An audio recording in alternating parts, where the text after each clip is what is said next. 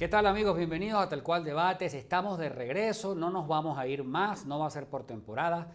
Vamos a estar con ustedes cada 15 días con las entrevistas, las cosas que son noticia en Venezuela y fuera de Venezuela, pero claro que el caso venezolano nos ocupa particularmente en esta terrible crisis y en este estado de censura que se nos quiere imponer, que por supuesto no vamos a permitir, pues vamos a hacer todo lo necesario para llevarle a ustedes los contenidos y que analicemos los problemas del país como adultos y mayores de edad que somos.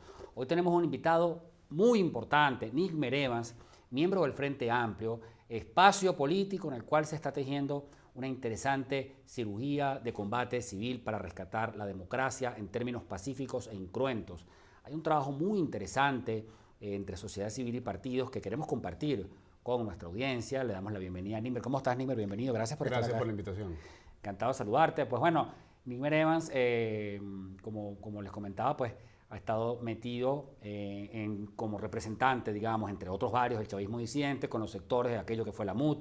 No hay MUD, está el Frente Amplio. Probablemente... Y casi no hay chavismo disidente tampoco. Bueno, ya son exchavistas. Ya son exchavistas. Eso es un punto que te voy a tocar ahorita, porque es muy interesante eso. Eso va para el final de la entrevista. Pero el punto es, este puede ser el segundo debut del Frente Amplio. Lo interesante de lo que acordó el Frente Amplio, me parece, en sus últimas deliberaciones, es que hace un diseño de la crisis, del tamaño del problema, que tiene una dimensión extraelectoral, que es un problema de una crisis de Estado.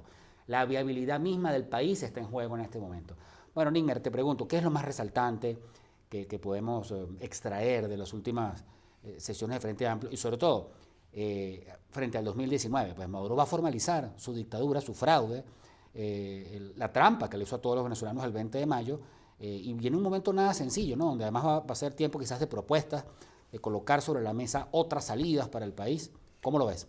Ante la ausencia de conducción política, ante la decepción por parte de los venezolanos en relación a quienes gobiernan versus quienes estaban proponiendo una orientación de acción que lamentablemente no terminaba de cuajar en una propuesta de país.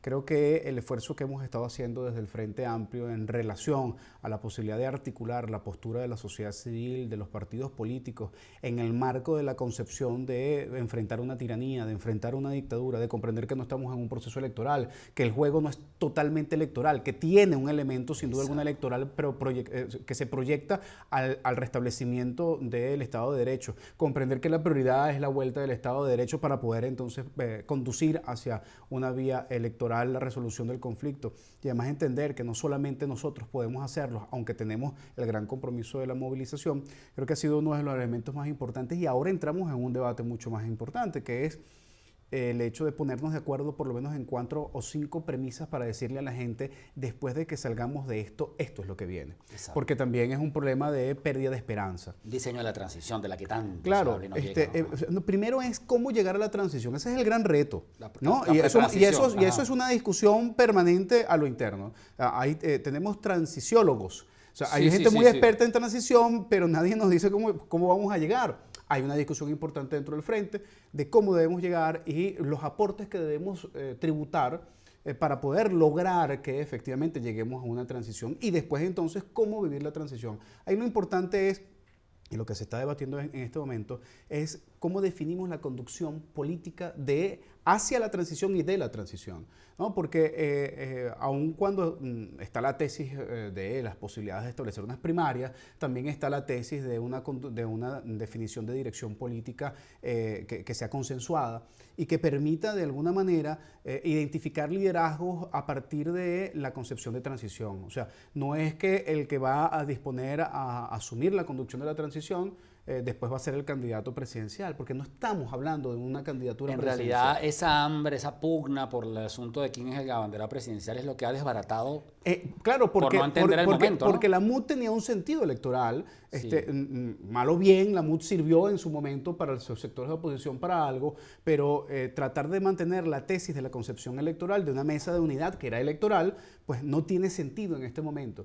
Por eso es que el Frente va mucho más allá del asunto electoral y trasciende esos elementos para comprender que hay que articular con la movilización social, con la aspiración de la articulación electoral como resolución final del conflicto, pero que también hay otros componentes importantes, como es la vinculación con la Fuerza Armada Nacional Bolivariana y el contexto internacional para poder generar una triangulación de lo que hemos hablado del 23 de enero del siglo XXI, ¿no? El ánimo de unidad nacional del 23 recobrar de enero. el espíritu, Eso, por el supuesto. espíritu del 23 de enero, Claro. que tanto se habló en el año 59, 60.